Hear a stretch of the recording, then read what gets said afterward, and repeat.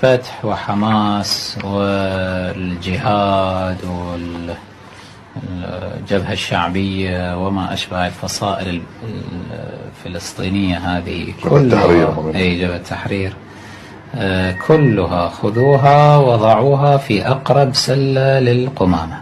تفاجئوا إذا حصل قتال للعرب المسلمين مع إسرائيل، راح تكتشفوا الشيعة يقاتلون مع اليهود.